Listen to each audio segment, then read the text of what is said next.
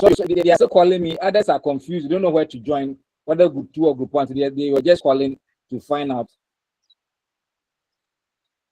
So you are sharing the link with them.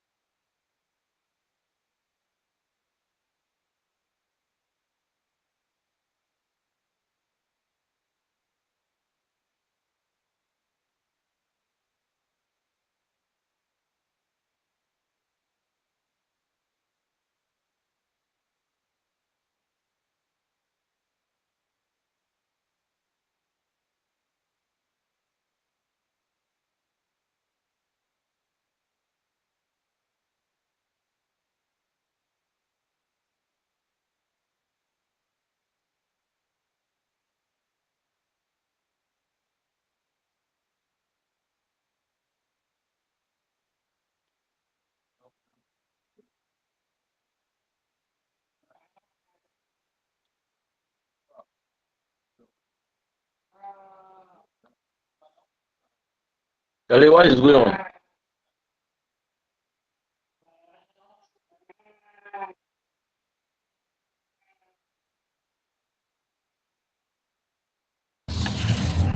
Please, are we still waiting our colleagues or they mute? Come again. What did you say? I mean the Or can you lecture. please come again? The I said lecture the is lecture having has problems. stopped or they are waiting. You see, they are confusion here and there. So it's making my work a There's bit. a crash. Others are calling. There is a crash Others are somewhere. calling me, wanting to. Hello. Others are calling me, wanting to. Hello. Yeah, dog, Hello, we I are can hear here. you. We are listening. Let me forget. Let me forget about the rest and go on. Okay, please. So can you hear me now? Yes, dog. Yes, dog. Yeah. So Yes, yeah. dog. Okay. So we have two major perspectives as to what constitutes African studies. Okay, as to what should in terms of geographical locations, we have two main perspectives as to what should be the scope of African studies. When we say African studies, what should include or what should be involved in that study? And the first perspective or group of perspective is what we call the Eurocentric perspective. And with the Eurocentric perspective, as the name suggests, Eurocentric, that is from Europe. They see that African studies should be delimited to only sub-Saharan Africa. That is the blacks. Those are the side of the Sahara, the sub-Saharan Africa. That is the West African countries, the Eastern African countries, those down the Sahara.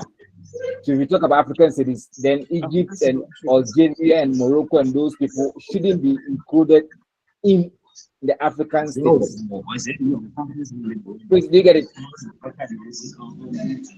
Do you get it? So that is Eurocentric. So they are saying that they limit the study of Africa only to the sub-Saharan African countries. Please, do you get me? Hello? Yes, Doc. Yes, Yeah, please. okay.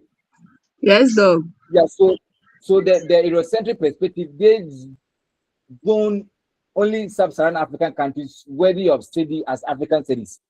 But the second perspective, which is the Afrocentric, as the name suggests, so the one is Eurocentric, that is from Europe, then the Afrocentric from Africa. They are saying that Africa is a continent that comprises the north, the south, the east, west, and central. So you cannot just limit the study of African studies to only sub-Saharan Africa, but rather it should include those in the northern African countries like the Arabs and the Islamic religions of Africa. So here they include Egypt, Morocco, Algeria, Libya, Ethiopia, among others. So they are saying that for us to understand Africa in perspective, that we need to include all of them in general. We need to understand the history, where we are coming from, why we have white in Egypt, why we have white in Morocco, why we have, so we need to include all of them in the study. I hope you're getting it. To the Afrocentric and encapsulate all the countries within the African continent. Whilst Eurocentric perspective scope it only to sub-Saharan African country. Then in recent years, there's this also call for African diaspora. You see, you cannot limit the Africans, it's only to those within the continent. What about the Africans who are scattered all abroad, outside Africa, those in the United States, those in Europe, those in Asia, those in Australia? So they are saying that for African studies to be viable and to be worthy of study, you need to also bring on board Africans in the diaspora, that is outside the continent. If you are an African, you are outside the continent, you are a diasporan. So that gives us the definition of African studies. And the definition says that African studies is an interdisciplinary field that focuses on the study of Africa. Please listen on. I'm trying to see, please, have I shared the screen? Hello? No, sir. No, sir. No, sir. Okay, then let No, me sir. see if I can share the screen. Let me see if I can share the screen. My ears is not been clear. The thing is,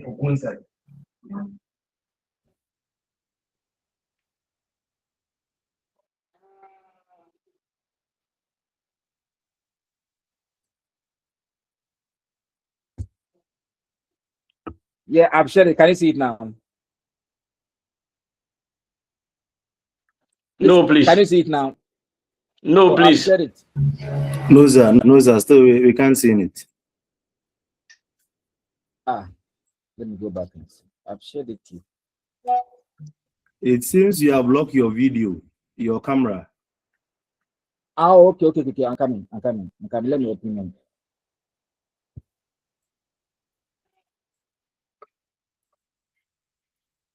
I'm coming. I think it will help. Okay.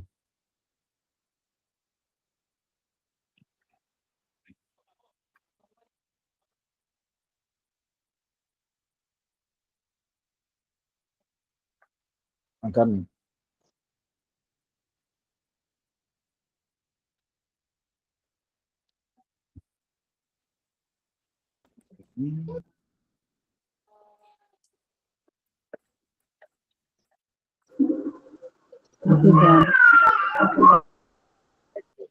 Can you see now?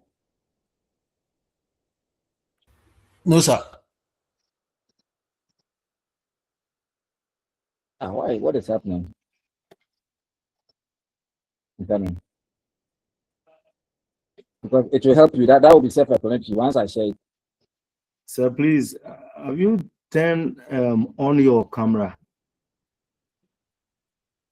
My camera is on now. Oh, okay. Okay. The camera is on. Oh, okay. Okay. Can you see me? Yeah, No, the camera is on. I can see No, you we can't perfectly. see you. Wait, I'm can you see seeing me? The camera is on. Yes.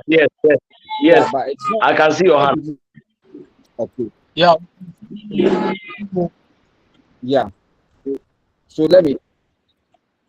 I don't know why the thing is not showing. You let me go on. Okay, it will come.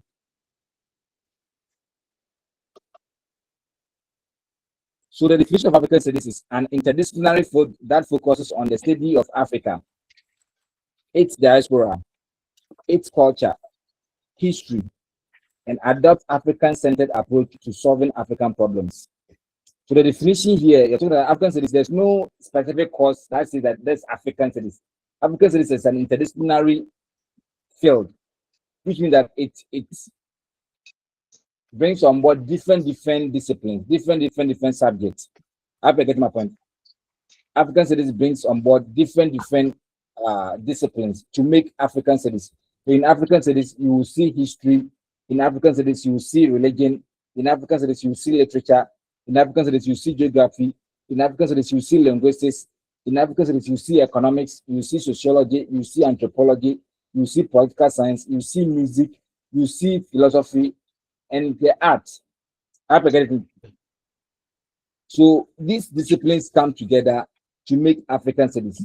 So there's not a single subject that is African studies. Rather, it's an interdisciplinary field of study. And that study must focus on Africa, its diaspora, its culture, its history, and must adopt African-centered approach to solving African problems. Do you get it? Yes, sir. Yes, Yes, please. sir, we are following. Yeah. Yes, we are clear.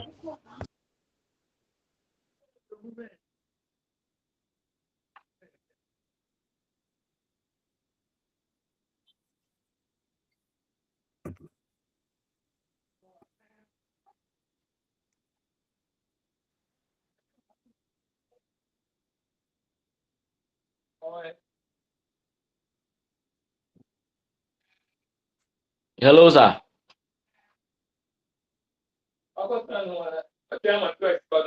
Hello, sir. You are following. Let's look at fattest arguments to that effect. There are several arguments to that effect. The first argument is the philosophical argument. And the philosophical argument is that Africans had not contributed positively to any civilization, that Africans do not have any civilization.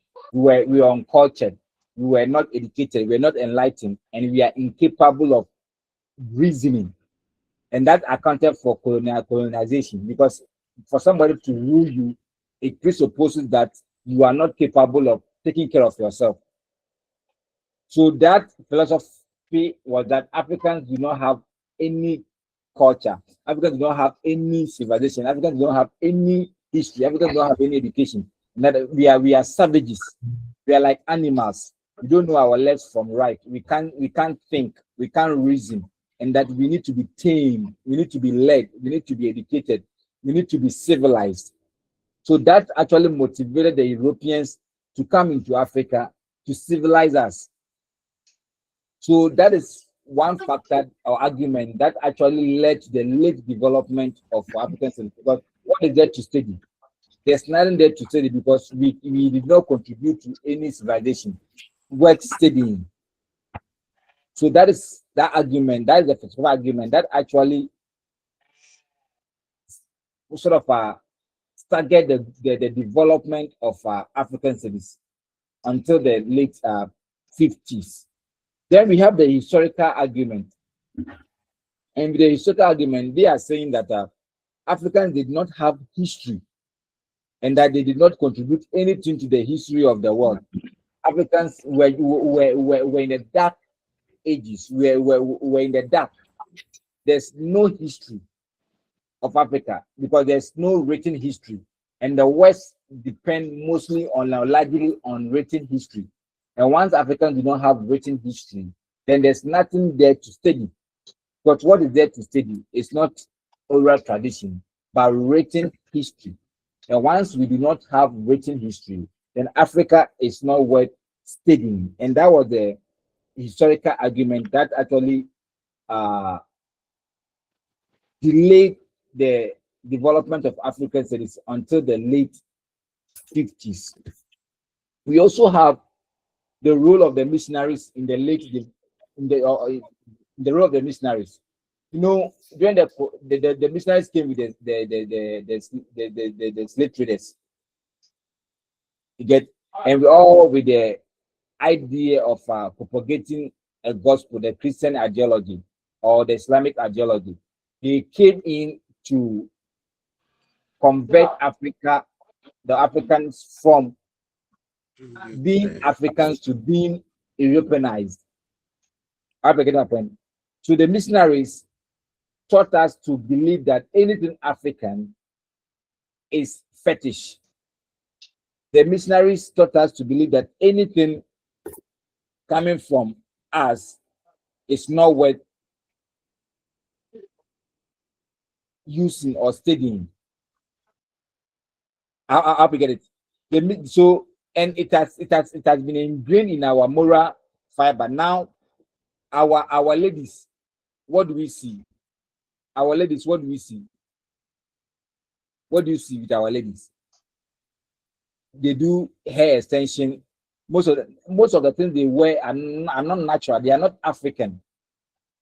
Our names were changed because they think that African names do not make sense. Our music, we don't love our music any longer.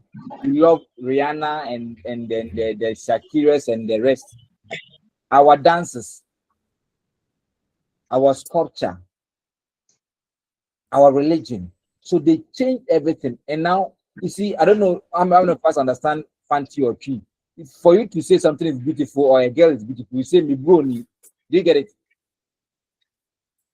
Yes. Why do you say me brony? Because you believe that anything from the West, anything from the white man's country is beautiful and the best. Why do we patronize brony wewu? Why do we buy home use things? Because you believe that anything coming from that side is perfect. So the missionaries tuned our mind to the fact that anything white is the best and anything African is bad. So they tend to make their God, their Jesus, and what have you white, and the devil, Satan, and evil black. Black. Anything black is evil.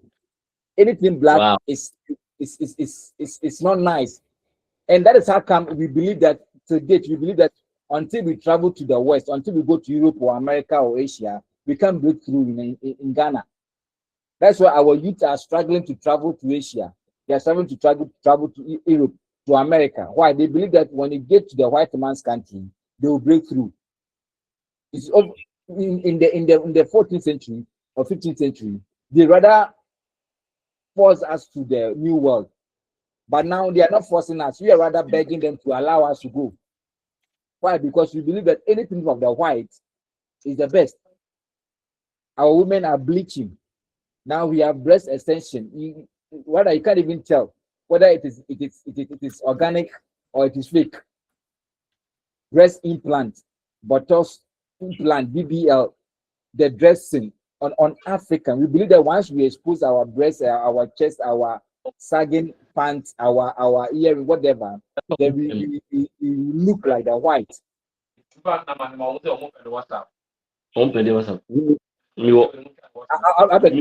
get it.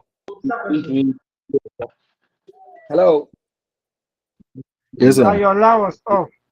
So please, some of them should mute their mics for me. So please, we should mute ourselves so that we listen to say. Please, do you see the screen? Yes, sir. Yes, please. Did you see We can see, but then the fonts are very small. Is that the font are very? More, we can. You see the slides, right? Yes, sir. Yes, sir. Okay. So that is it. So the missionaries actually, and they gave us their names. You know, those who are familiar with the Akan language, you know that when you mention your name, they ask you what is your English name. I don't know how many of us have experienced that. When you go somewhere and you say you are Ebo Kumsi, they say, don't you have Abrofuzin? Yes. Don't you have Abrofuzin? So it means that you need to have a Christian name. You need to have a white man's name for it to be endorsed, for it to be are accepted. So the missionaries actually changed a whole lot, even our delicacy, our food. Now people don't patronize the banchampese and the abom for it. People don't patronize the gari and the, now it's all about fried rice, the noodles. And now if you eat gari, they say you are poor. If you eat the banchampese and the botiampese, they say you are poor. When you eat the fried rice and the shawarmas and the pizza, they say, you are on top of issue. You are a guy. You are a civilized guy. We need you. Yes. So that's the issue we are contending. The missionaries changed everything. Now anybody who subscribes to the traditional African worship is seen as what? A fetish. You are our medicine. You Our don't use medicine. we don't put Our medicine. If you start using the neem tree, the nunum, the tamiu and the rest, they are saying that you are being too spiritism, and then you have to use the orthodox medication, the paracetamol, the chloroquines, the you know what I mean. So the missionaries actually whitewashed us. So you don't see an African in an African. You see an European or an American in an African. Let's take, for example, our ladies around. How many of us wear authentic African stuff from head to toe? Naturally, Africans do not have long hair. Why are women wearing long hair? Because they want to look like the white. I'm making my point. Why are they doing breast implants? Yes. Botox enlargement. Or because they want to look like the West. So they actually delayed the development of African studies. Then also the role of Africans themselves. You see, I always say that not all Africans were innocent and not all whites were guilty. You know, Africans are our own enemies. We will always pull ourselves down. And with the slave trade, with the colonialism, look at what happened after the Europeans left. Africans were their own enemies. You couldn't change things. Now, Ghana, you need to go to a IMF to endorse your budget before you can implement it. So we Africans ourselves allowed ourselves to be used. Like if Mamo decided not to wear any Western or European clothes, and he survived. But the same Africans were criticizing him. So Africans were themselves their own enemies. So these factors actually delayed the development of what? African studies.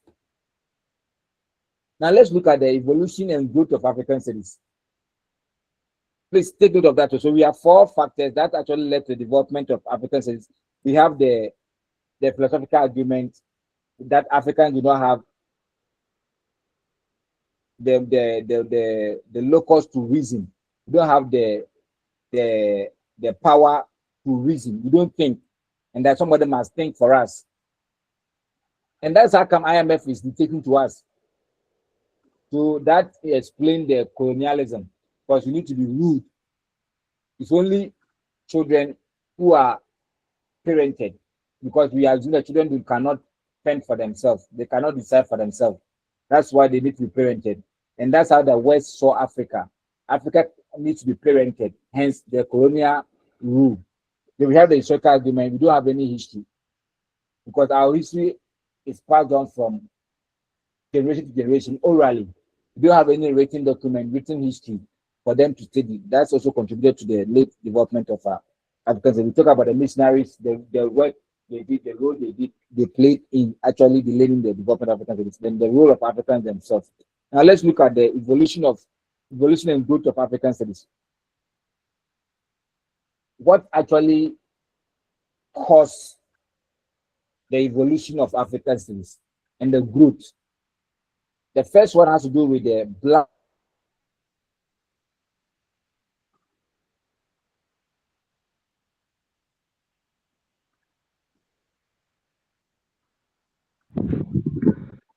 Hello, sir.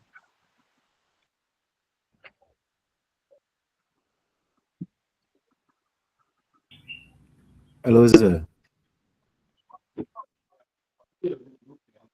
Please, the slide has become small here at my in the end here. 1960s and the 70s in the United States of America. Please, start that point again because your line is off. Oh, sorry. Can you hear me? The slide has become small at my end here. Can you hear me? Yes, Can you sir. hear me? Yes. Yes, please. Yeah, I was saying that the role of the black student movement in the 1960s and 70s actually contributed to the evolution and the growth of what do you call it, African studies. You get it?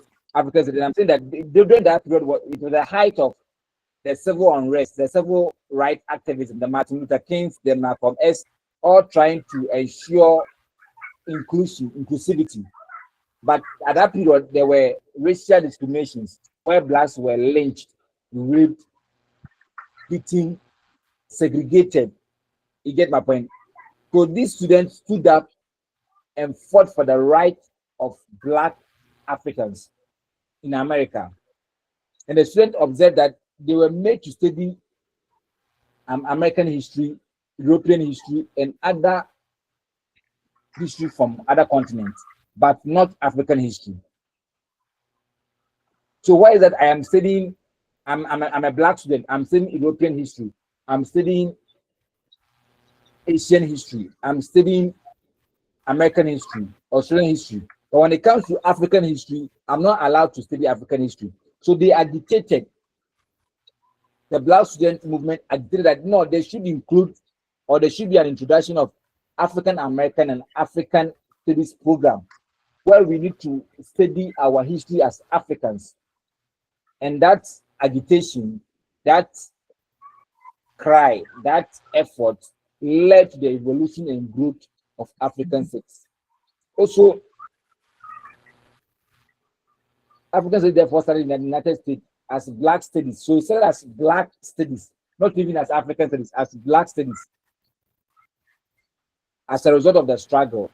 And in the United Kingdom, they've already started training their missionaries, their governors to understand the dynamics in Africa, how blacks behave. And that also led to the development of African studies. And the second factor that led to the evolution and the growth of African studies is the emergence of nation states in Africa.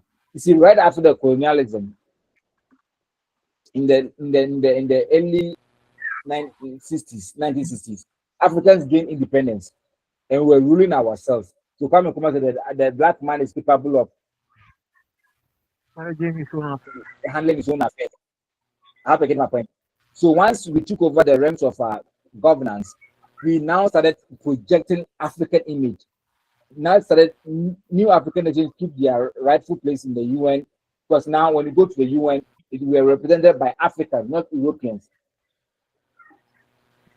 So now these nation states started engaging in international diplomacy, started engaging in international relations, started engaging in international economics, among others.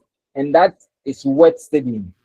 So with this emergence of our nation state, it gave impetus to the growth of African studies, that we need to study African studies in terms of African politics, the political system in Africa, because now Africans are at the realm of affairs, they are ruling themselves, not the Europeans. Then also there was this era of our Cold War, where Russia, that's USSR, and America were fighting ideological war. And when Africans gained independence, so you see, the Africa became a kind of a place of alignment where America wants Africans, the newly independent states, to join America. Russia wants them to join. So there was this tussle between the big powers in the Cold War, Russia and America, and the African states. In fact, during the Kwame Nkrumah's time, we went on non-aligned. We did not align to the left or right, the west or the east. We were just in the middle, but others aligned. And with this, where focus was now shifted to Africa, because if you go to Europe, they have aligned. If you go to America, they have aligned. It was only in Africa that were not aligned. So Russia and America started focusing on Africa just to push them to align with either the West or with the East. And that effort also led to the growth of Africa, because now Africa became came to the limelight. The West focused on Africa, and once there was Africa to the limelight, it was worth studying, and that also led to the growth of African studies.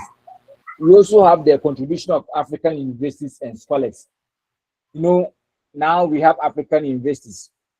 Following the independence of African states, African universities began to spring up when we had African staff, not foreign staff, not expatriate staff, not European staff, but we had our own lecturers coming from Africa who understand the African experience, who understand the African dynamics. So these universities were actually contributed. Even though we had the foreign lecturers, the curriculum were somehow tilted in such a way to favor the African experience, even though largely it was modeled after the foreign or the Western curriculum. But the universities started establishing the African Studies Department in Legon, where Kwame Nkrumah established the African Studies Department, where they focus on the African religion, African music, African history, African politics, African economics, African geography. All these led to the growth of African studies, because this now African universities started establishing African studies as a center or as an institute devoted to the study of African issues. Please, do you get it? Yes, sir. Yeah, African issues. So this led to the development of that. Then also the acceptance of oral tradition. I told you that the reason why African studies did not start early until the late 50s was that they thought that we did not have the history. We did not have, because our history has always been passed on from one generation to the other orally. It's only oral tradition by mouth. And no, the disadvantage of oral tradition is that it's prone to prejudice, exaggeration, and forgetfulness. Once you tell somebody your history, the person can retell it by exaggerating it, or by taking some out, or maybe forget. So they did not accept oral tradition as a form of what? History. But when oral tradition gained acceptance internationally, it actually contributed to the history of what? The study of African studies. Because now that it has been recognized, then what is there to learn? How to get it? What is there to learn? So the acceptance of oral tradition also contributed immensely to the growth of African studies. And this made it possible through the untiring effort of scholars like Jean Fassina, of Belgian historian. This is a Belgian historian who actually spearheaded the the acceptance of oral tradition as a form of history.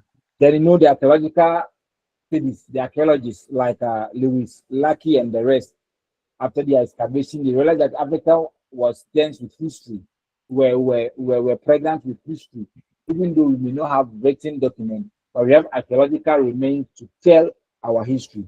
Therefore, oral tradition was accepted as a form of telling African history, and that also provided the room for the growth of African Studies.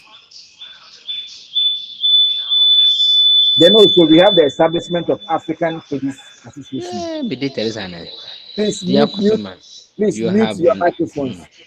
enhanced 90% of your described measure bundle. Mute your, mute your, mute your Please mic, please. mute Mute your your mic. We also Messenger have here, son, the yes, establishment of African Studies Association in 1957.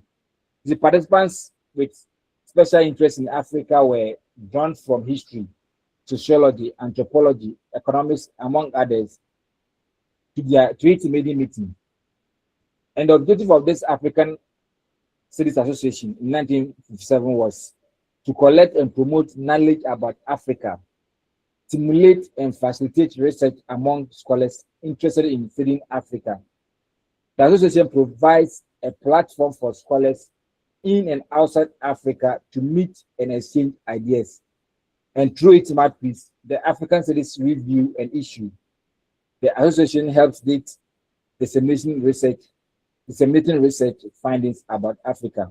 So the association actually brought people from wide and near, far, to deliberate on issues bordering on African history, African sociology, African anthropology, African economics, among others. However, the criticism for this association is that the association particularly has a kind of a relationship with African scholars on the continent, and the fact that it's dominated by whites.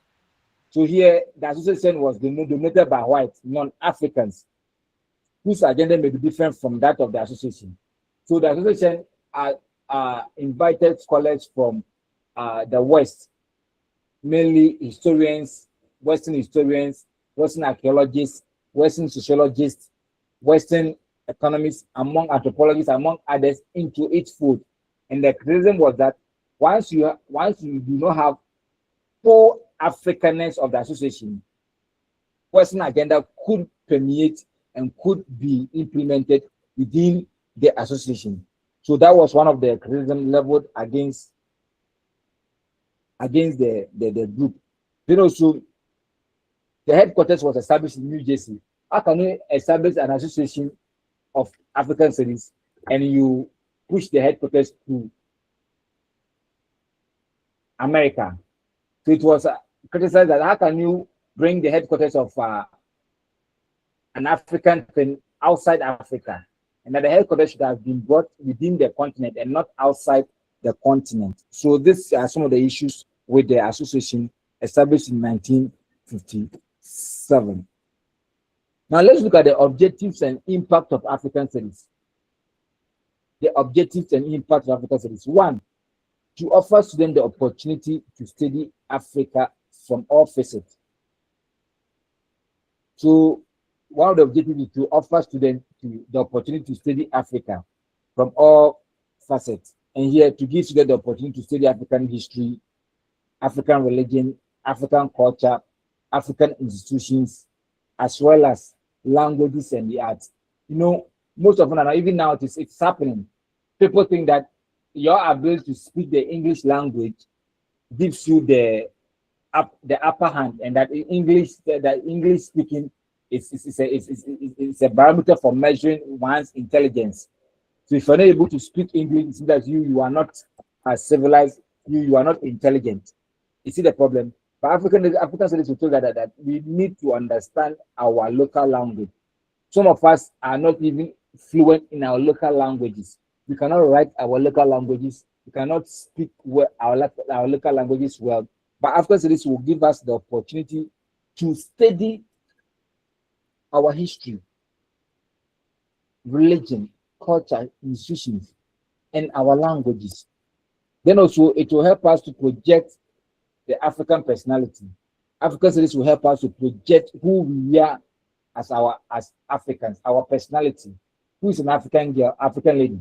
Now it's difficult to tell who an African lady is, because one, the African lady does not have African name. The African lady does not have an African hair. The African lady does not have original breast or buttocks. You know, now we have Europeanized ourselves from our language, from our structure, our body, our religion, our food. Everything has been Europeanized. So African studies will project our African personality. It also projects our African cultural values and traditions. Our African cultural values and traditions, like our music, language, our values. Now, the youth do not respect the elderly anymore. There is no courtesy anywhere. People insult the elderly on social media anyhow. So we have lost our values. We have lost our culture. We have lost our morality. And the Study of African Studies will actually project the cultural values and our tradition.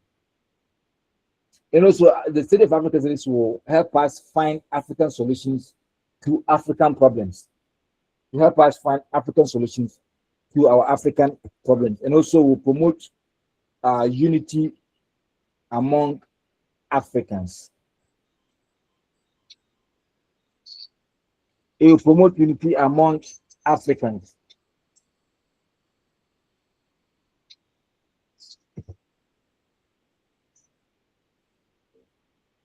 Now let's look at the impact of the discipline. The provision of a comprehensive understanding of Africa. Here, the subject has brought Africa onto the center stage, treating it as the primary focus of the systematic research. It has helped not only in restoring Africans' past, but also in providing a more comprehensive understanding of the African phenomenon. The African Studies Centers have been established in many states in the US, while many universities in Europe expanded their African Studies program.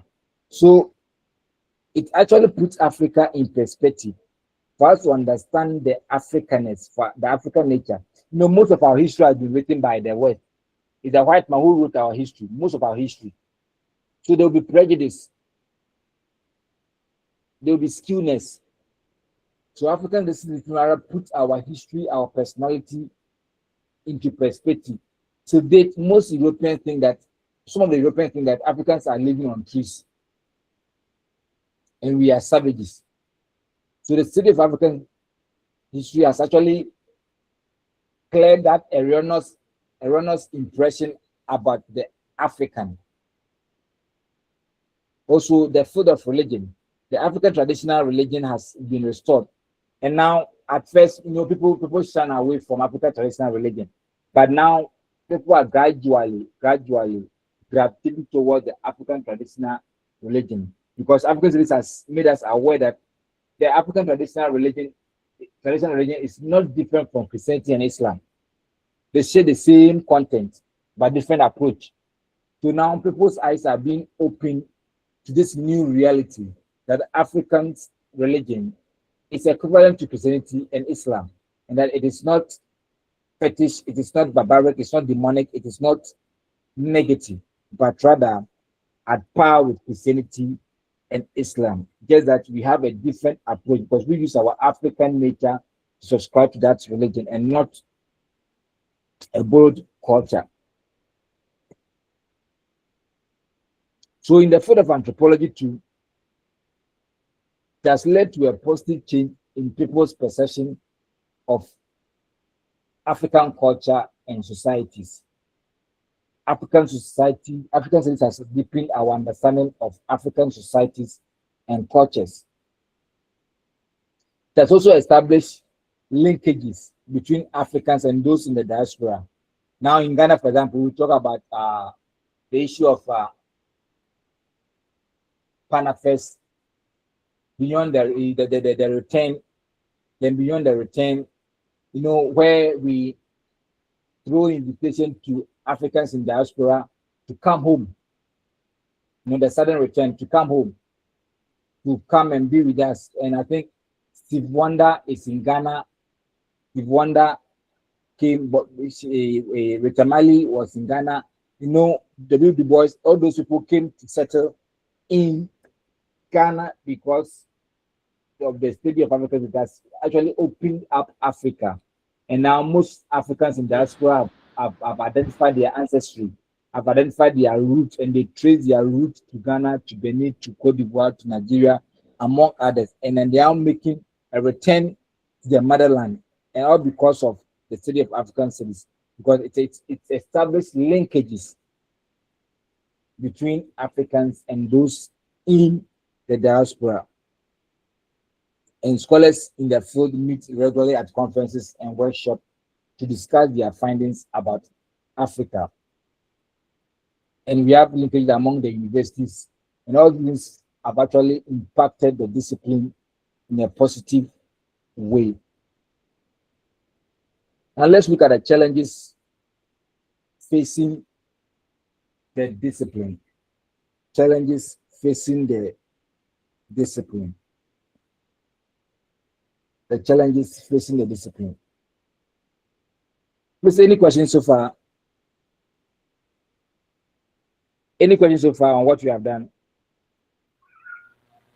No, sir. Any questions so far? Yes, Doc. Yeah, I want to know. Yes, please. When at the starting, we know the Eurocentric aspect and the Afrocentric aspect. The diaspora, is it on its own, or the diaspora is under Afrocentric, or is under Eurocentric? The diaspora is on its own. It's an emerging core. Okay. It's an emerging field of perspective. Like it's a core. People are trying to call that. We cannot talk about Africa and situate only to the continent. Okay. But we can also look at Africans outside the continent. You know, with the Eurocentric approach, they are coming from the European perspective, that how the Europeans see Africa. And the Europeans see Africa as only the sub-Saharan. That is why Morocco doesn't consider itself as an African country. African country, okay. How we get it? They consider it because they want to be part of the European Union, and they were rejected. So they see themselves as, they see Africa as only the blacks,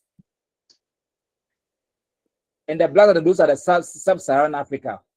When you look at the Sahara, the North, Egypt, Algeria, Libya, Morocco, among others, they are the whites, and they are close to Europe than Africa. How we get it? They are close to Europe than Africa. That's why Morocco wanted to be part of Spain, European Union, because they don't consider themselves as what? Africans.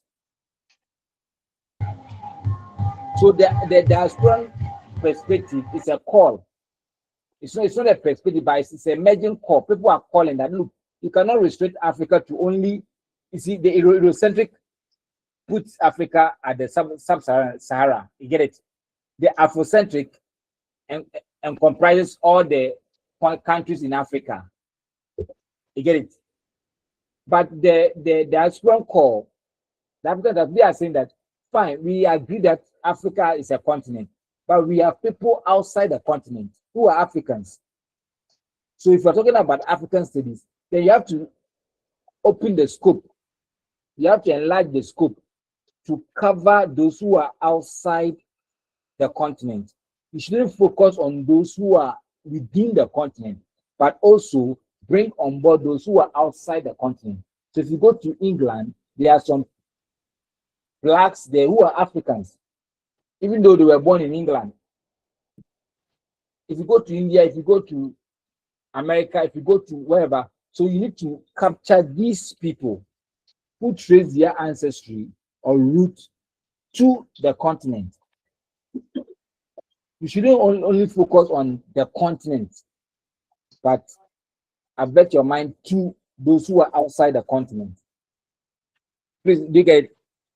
Yes, please. Okay.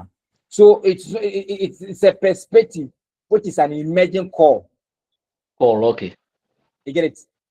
It's not a grounded perspective like the Eurocentric and the Afrocentric, but it's an emerging core. And you could also put that as perspective. You could also put that as a perspective because it could be others' perspective, other people's perspective. that Africa must also involve those outside. Please, any other question?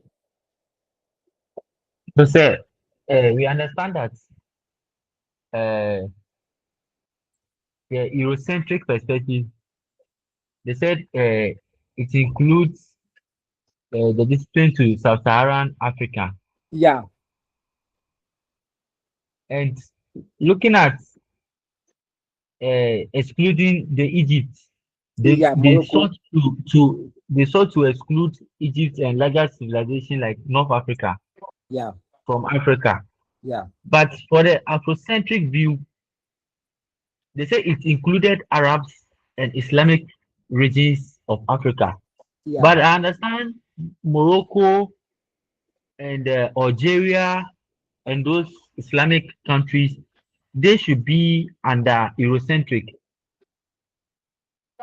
Yeah, so you see, the Eurocentric say that when we talk about Africa, the African studies, not Africa, African studies, the discipline, the study of African history, the study of African culture, the study of African religion and what have you, should be limited to only sub-Saharan Africa. You get it? Okay. That's the Eurocentric. Yes, sir. That study should be limited to only the blacks. Oh yes, sir. Okay. How we get it? Yes, sir. So Okay. for the Eurocentric, we don't consider Morocco, Egypt, the Arabs, and the Islamic countries as African, part of Africa. Part of the, not part of Africa, as part of African studies. Okay. Okay. They believe that those countries share a history which is closer to Europe than Africa. Okay. You're not talking about Africa as a continent. You're talking about African studies. African studies. And then the Afrocentric rather say that if you want to study Africa, then you study Africa in its entirety. Study.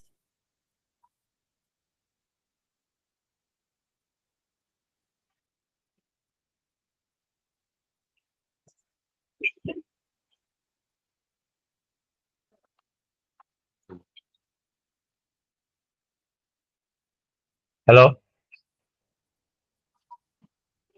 Hello, dog. Hello. Hello, dog. I think it's not, his network is not stable. Oh, I begin happen. Study all within the continent.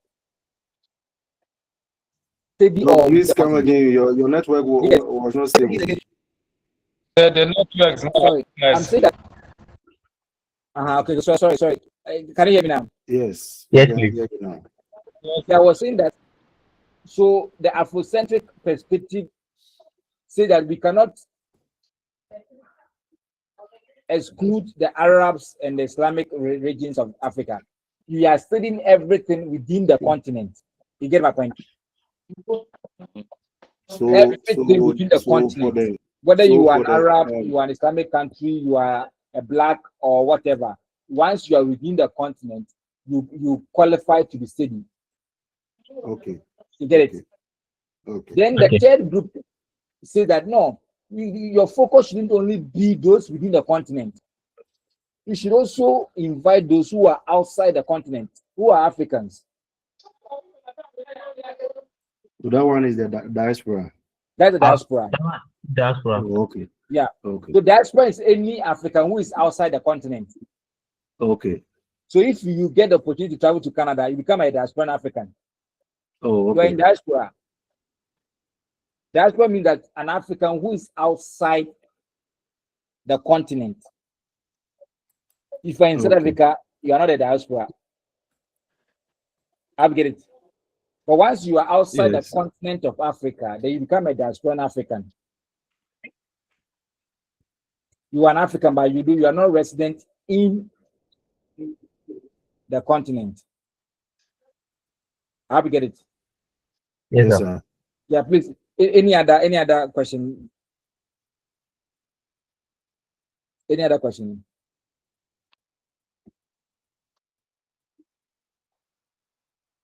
Now let's look at. So we've done the let me recap before we do the last slide. Let me recap.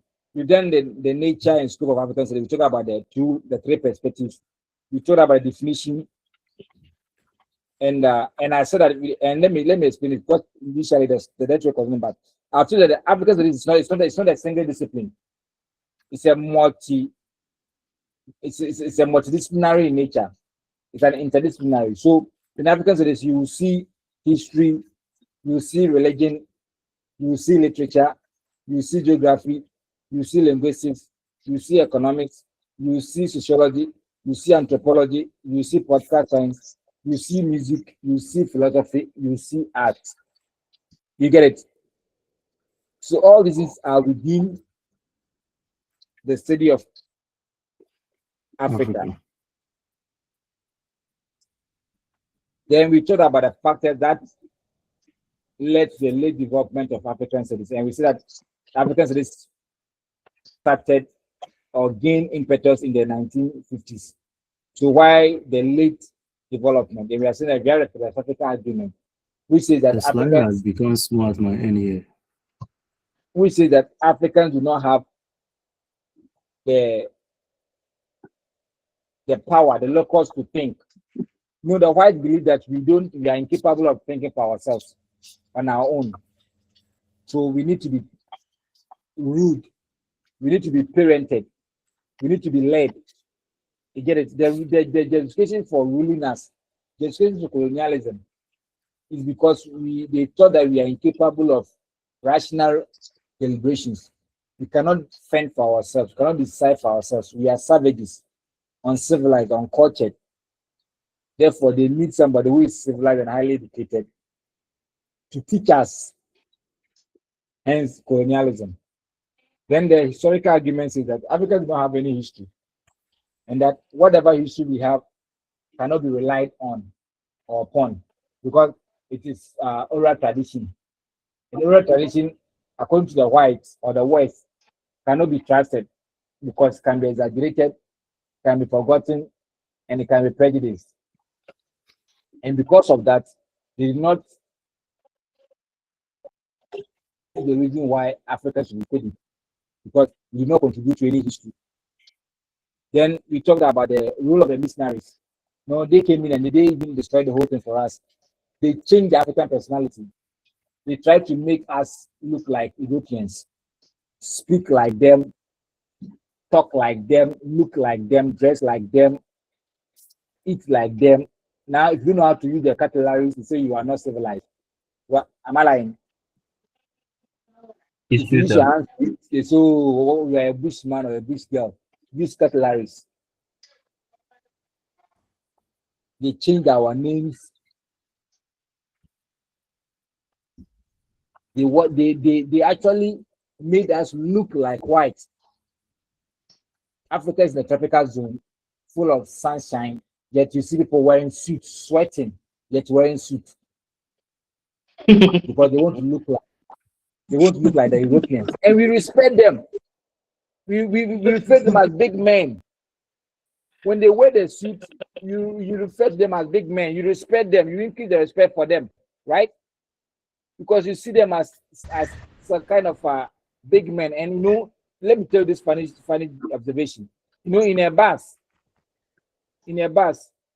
if somebody flat tooth,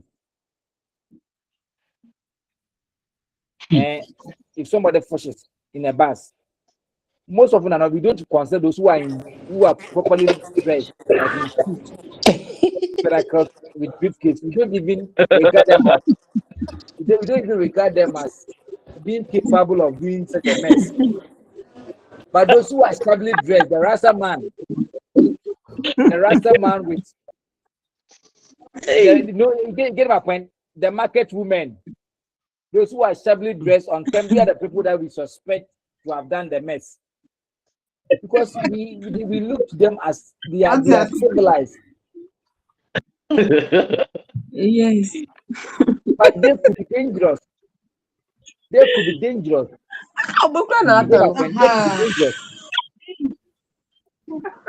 Oh, it's true. In a SCC bus, somebody messes, slide, pollutes the environment. You realize that nobody pointing fingers at the neatly dressed ladies Yes. and the men in suits and spectacles. Well, I always go who are shabbily dressed. They are the ones that we suspect, right? And we are all guilty of that. We are all guilty of that. We suspect the shabbily dressed ones. Oh, wait, you're with me at time. Wait, you're not a year. Wait, you're a gentleman. Wait, you're a young lady. Nice girl there. On to me, yes, sir. You get my point? Yes, those nice, Yes, sir. those nice, they are the deadly ones. Those that we refer to them as gentlemen, they are the deadly ones. So the missionaries made us to look like Europeans. If you know how to speak good English, you are seen as an intelligent person. And I'm what? Yes, sir. Yes, I sir. want to go for the wabon. Who said I want to go for wabon? You get my point. Want to go for yes, wabon. But what to go for the who said that? Who said that wisdom and intelligence is measured by how much you can speak the English language? Yet we have accepted that way. In school, so I don't think about fire, so I born. True.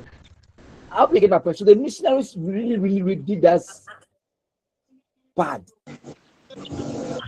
They really harmed us.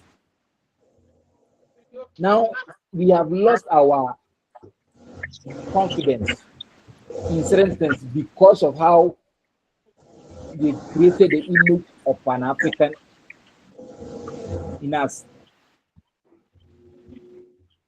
A woman, what is the justification for a woman going for breast implants? What is the justification for a woman going for breast implants? Or to look like a Beyonce or whatever outside there?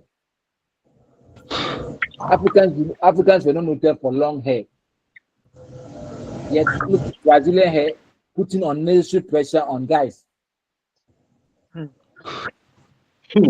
Peruvian hair, Brazilian hair, why? All to look like the baby doll. The baby doll that you see, they won't look like them. The eyelashes, the eyebrows. You see, now they don't like their eyebrows again. They wear an artificial one. The eyelashes, they don't like their own. They wear artificial one because these are on Africans. Africans don't have long lashes. Doc, please, the change of our names from our They change our local. name. Now, if somebody is called Bosomuchi, you will laugh in class. And now people are now even brutalizing their names. Gregory. The person is called Bedu, they say Badu. What is Badu? What is Badu? Your name is Bedu. Isn't it true? Yet because people will laugh, we say it's Badu.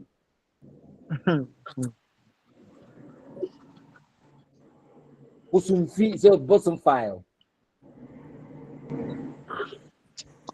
What is bosom file? Bosom fee. Fatima to Fati.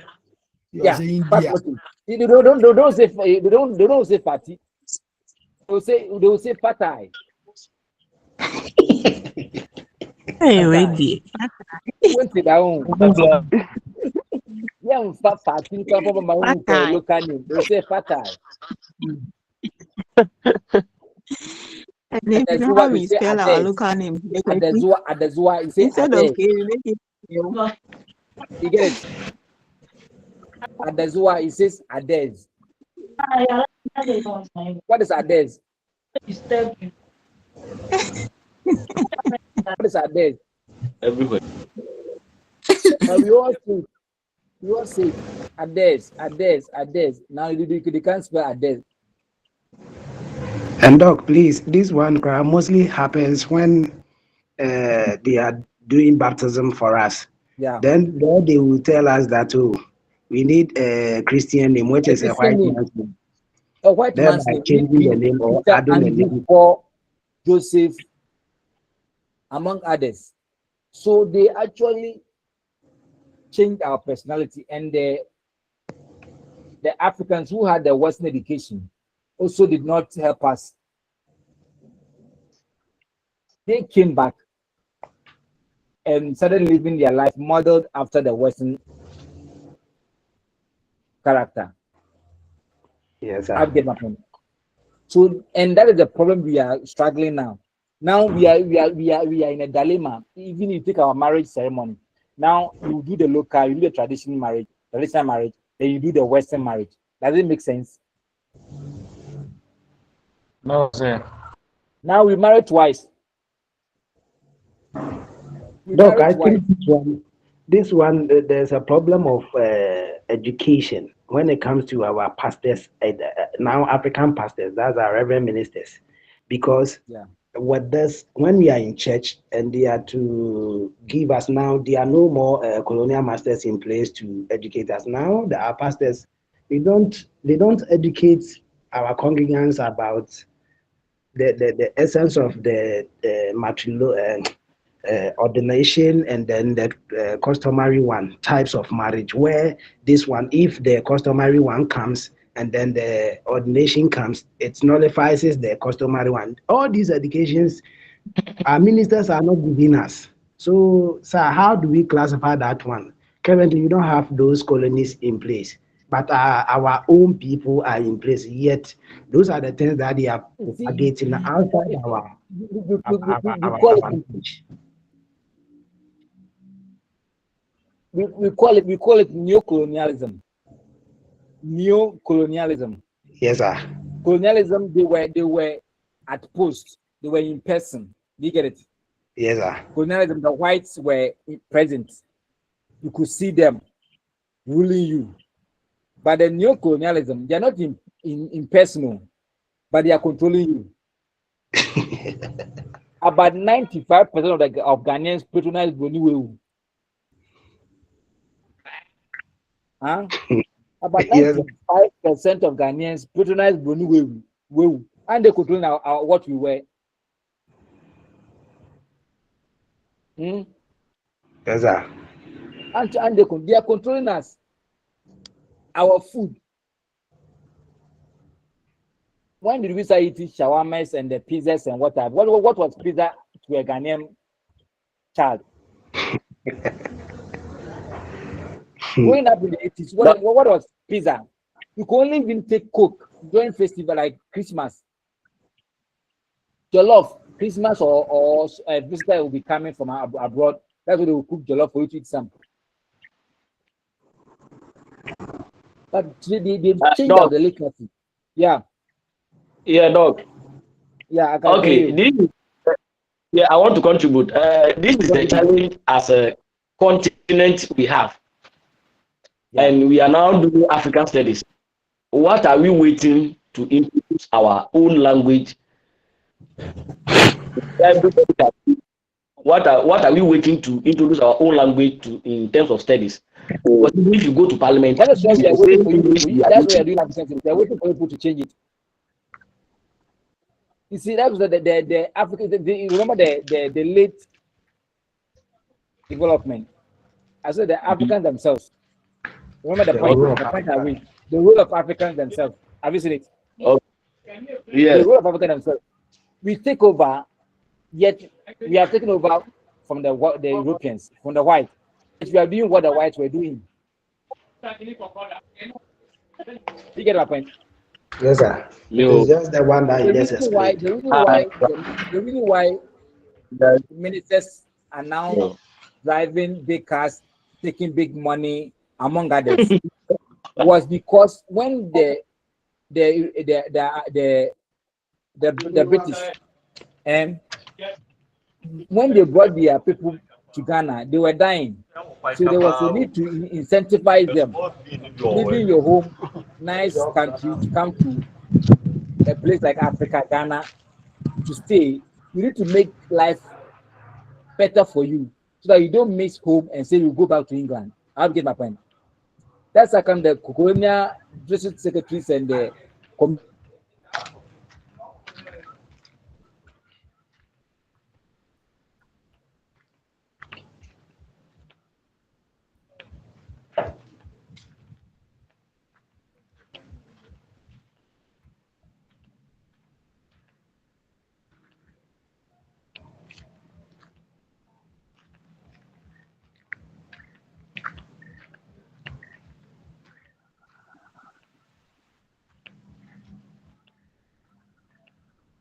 business and what have you were given to make life easy for them, to stay in Ghana.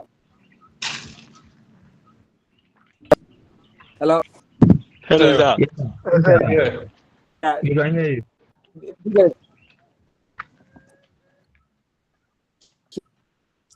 Your network is not So stable. that was how come.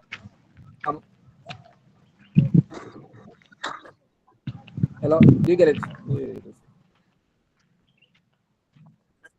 Yeah, do you hear me now? Can you hear me now? Yes, sir. It's okay now. It's okay now. Yes, sir. Can you hear me now? Yes, sir. So the ministers and what were giving those incentives so that when they leave England and come to Ghana, they will not miss home. So they were giving incentives, nice bungalows, cars, and what have you, so that at least they will feel comfortable to stay in Africa and work. So when they left, Africans took over. You are in Africa, they want to behave like an European. And that is exactly why our ministers and what have you are using big cars and shopping big money. And why? Because they are all modeling their life after that of the white. So Africans themselves should have to change it. But no, when people get there, it's all about their interest. It is all about their interest. And that's how come. So you are studying African studies to make impact, to help make impact. Let's get the last point, then I will ask the question. Yeah, challenges facing the discipline. The first challenge is adequate resources. You know, when you're conducting research, you need money, and money for research is not forthcoming. You get my point? And most of them are not. These European countries that fund African researchers. So imagine a white man funding your research in Africa. What do you think will happen? You tailor your research to please him. So inadequate resources is actually affecting this discipline. The second one is lack of interest in African studies. Most people do not interest themselves with Africa. Like what is their capacity? Where will you go with African studies? Where will it take us to? So there's this lack of interest in the study. Ironically, foreigners are rather patronizing the African studies. Foreigners are rather studying Africa, but most African students do not like studying African studies because we're not interested about it.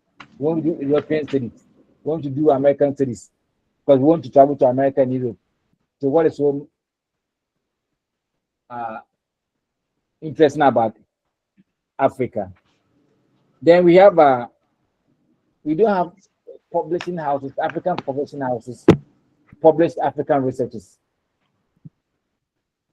You get my point? We don't have the publishing houses in Africa to publish our African research. Mostly Western publishing houses come with requirements, which most often are not. The African researchers do not meet those requirements. That's a serious issue affecting the discipline. And lastly, disagreement among scholars.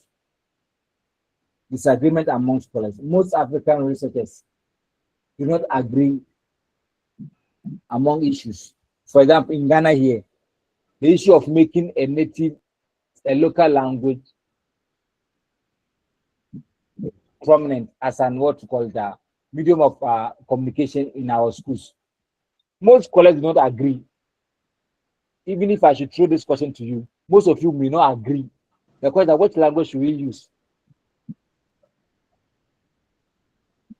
Hello. Yes, sir. Yes, sir. Yes, sir. So, what language should we use? I'm asking a question. If you want to use local language as a means of communication in Ghana, which language should we use? Tree. You see, agreement. I think tree and not fancy and not Ghana and not ever and not a bunny. Of course, obviously it's tree. Tree is easier to learn. Tree, per the research proving that tree is about 39 to 40% population of Ghanaians spoken in the country, as compared to the other languages. So with this, I can say that tree is, predominant over the other languages. But others may not agree with you. Master, we should not agree with that. If you use some of us, we are not conversant of, you can't speak the tree like that. So you see the disagreement among scholars. But tree is easier to learn. Wherever you go, and the tree has dominated everyone. Everybody understands tree. The tree has dominated. It's not everybody. You are saying your own. Everybody understands you. It's not everybody. No, we are using facts to speak here. Say ask that question and why. The why is that there's a research proving that 39 to 40% of Ghanaian population are tree spoken communities. So with this one, there's no argument about that.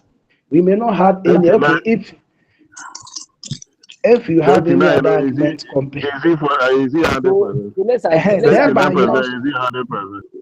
it's not 100%, but you cannot know where that you get 100%. So I think the reason why I asked the question is to let us know the reason why we are seeing the challenges facing it's one of them. Because it's even right now, some of us are not in line with the G is in well spoken than the other languages. So it means that the same way that researchers were also finding it difficult to come to consensus that arrive at a common one language should be. So we are just studying the course for studying sake, not to impact any change. But you have to make impact. This is why we are even using English. That's the problem we are incurring. We are just studying it and pass and go, not to do anything, because as we want to agree on the consensus, the scholars will always disagree, and that becomes a challenge. And the reason why they disagree is that because they are coming from different funding backgrounds, and the funds are coming from the West, and they have their interests. As my brother also said, my colleague just said, he said our area, our background.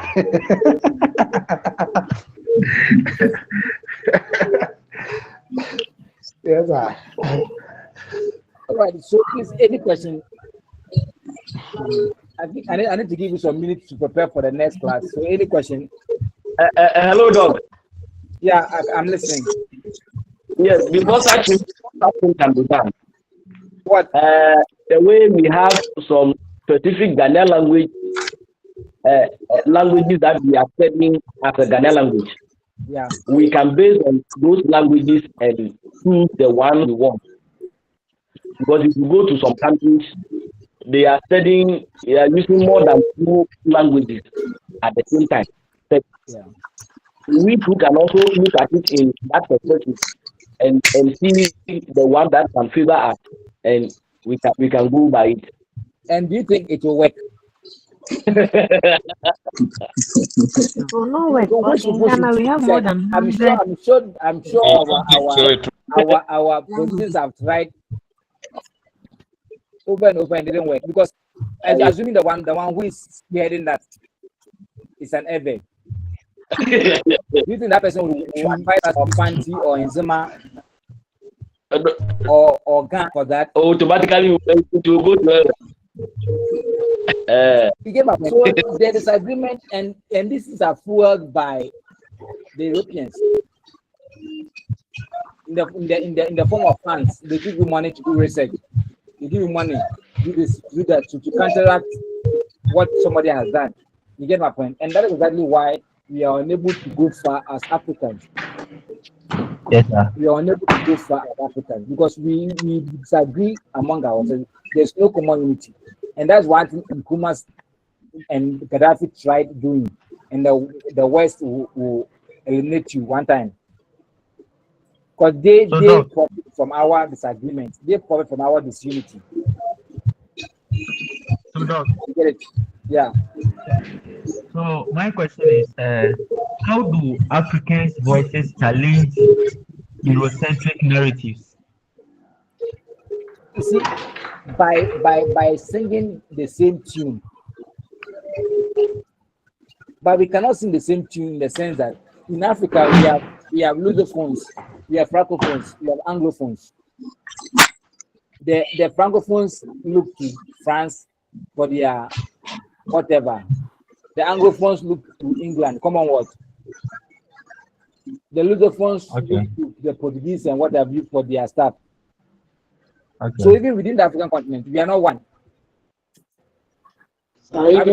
Even in Ghana. You're not one. So how do you now fight? How do you now fight America, which is compact, which is one? How do you now fight the European Union, which has common interest? And assuming Ghana, you want to do a United States of Africa, and you want to elect a president, who do you think? Which country would you think would have won the coveted presidency? That's why we are so underdeveloped, despite our rich. That is it, and this is being orchestrated by the West.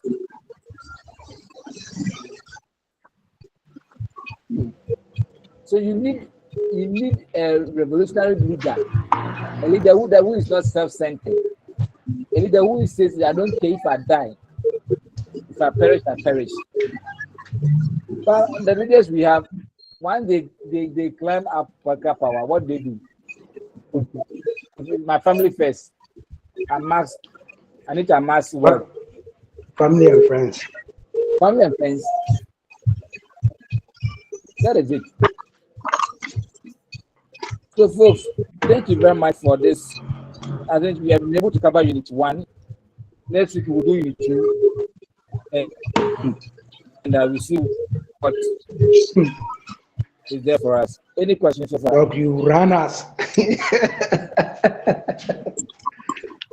I want to go to the objective again. The objective and the impact.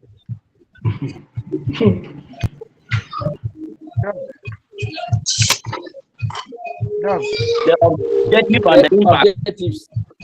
Are we seeing the objectives and the impact? Okay. Doc. Yeah, someone has a question. Please. Yes.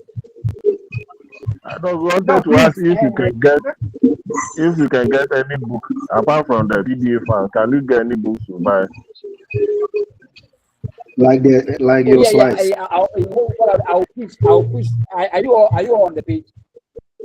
Yes. Yes, we. Yes.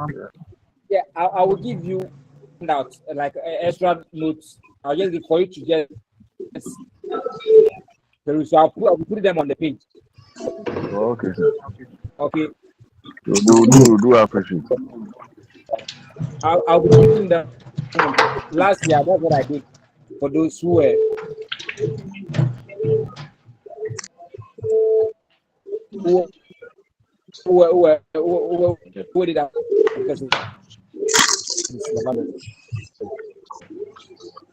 So I'll put in those things on the page for you. I'll put them on page for you. So please, I have a contribution. On the page. Once I'm done with the lesson, I think I'll be able to. I'll push them on the page for you. So somebody wanted to ask a question. Somebody wanted to ask a question. Complete the Yeah, contribution. contribution. Okay, please make it. Yeah, make it. I think with the Zoom, I think if we don't have anything to say, we should mute ourselves. If not, then the host can mute us so that we can have a sound have a question, we have to raise our hand. Then you can give us the go ahead to talk before we unmute ourselves and talk. I think that's going to help rather than sometimes you see some people are talking and others are not talking. So it's difficult to hear what someone is saying or even you, the lecturer, is saying. So I think if we do that, it's going to enhance our communication over you. All right, thank you very much. And please, I must also say that if from next week we are using this same link for a timetable, right? Hello. Yes. Yeah, we'll be using the same link for a timetable. Okay. No. Yeah, we'll be using the same link for the timetable, right? All right. Please, any question?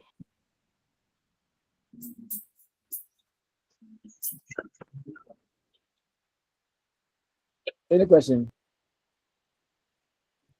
So please watch out. I'll be putting this on the page for you on the WhatsApp for you. The handout. Okay. So just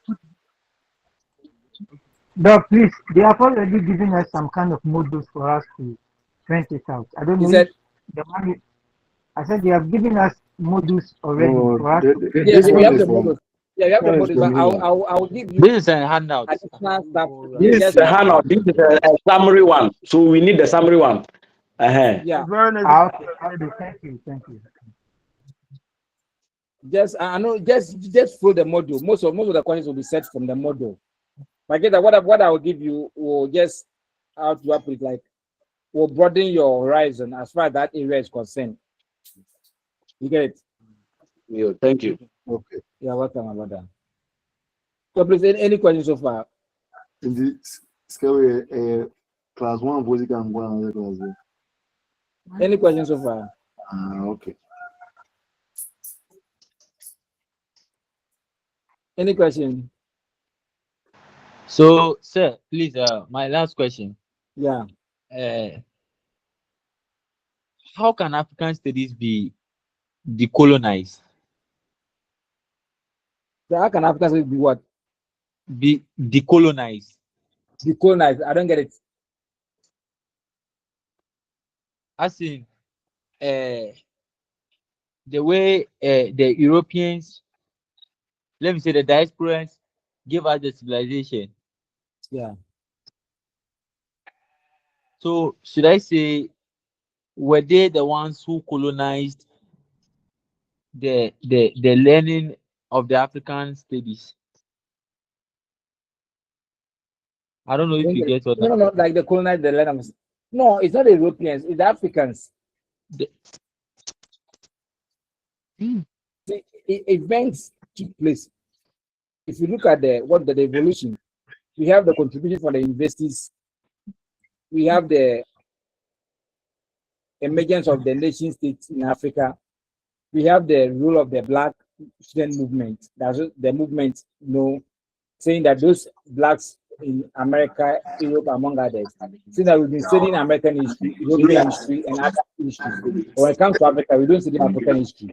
So they agitated for the study of African history. I have to get in it.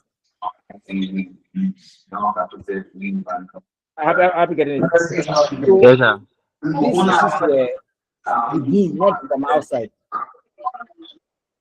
They were from within, by the Association of African Studies. That's where the criticism came that the association involves non-Africans. And once you have non-Africans, typically they may influence certain decisions and certain facts. But as it stands, African Studies is there to study African history, culture, language, religion, from an African perspective, not from an European perspective. But if an European is saying it, it can be saying it from the European perspective. But from African perspective, we are in it and we use our own peculiar experiences to explain those phenomena.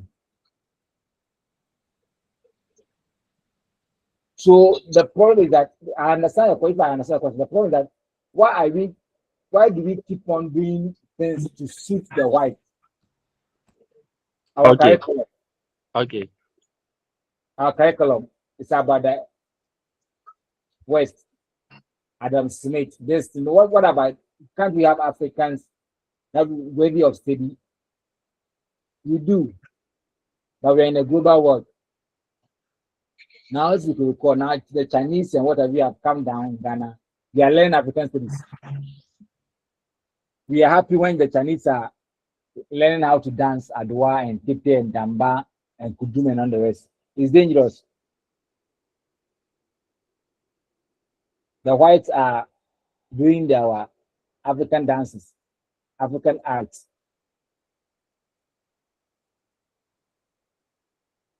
So it's about the leaders, those who handle it. We can change it. We can change it. Any more questions? Please, any more questions? Anything that you want me to address?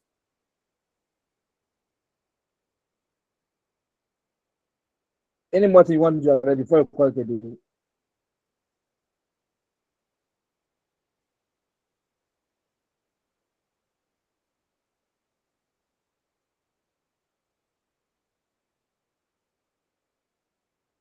Any more thing you want to address? No, I wanted to ask. The exam. Are we going to our study centers to go and write the exam? Yeah, that one. The center will relay that one to you. They'll give information on that.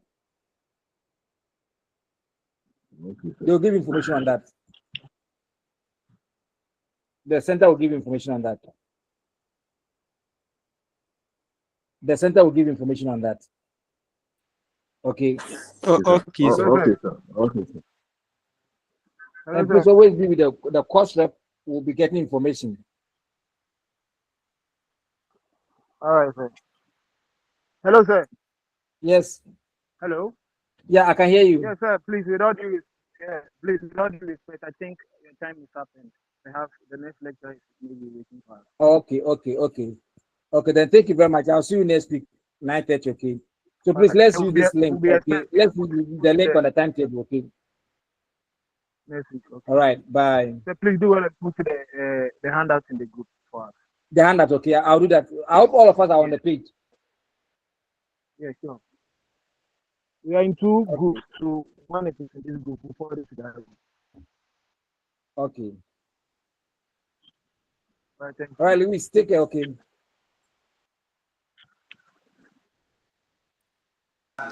Yes. I'll go. Teresa. Yes, left. Of course, left. Yes, left. Yeah, left. You have to join the next class. You have to join the next class. The name is Dr. Mefo. Please, Yeah, log Mefo, off. yeah. This number is cancelled.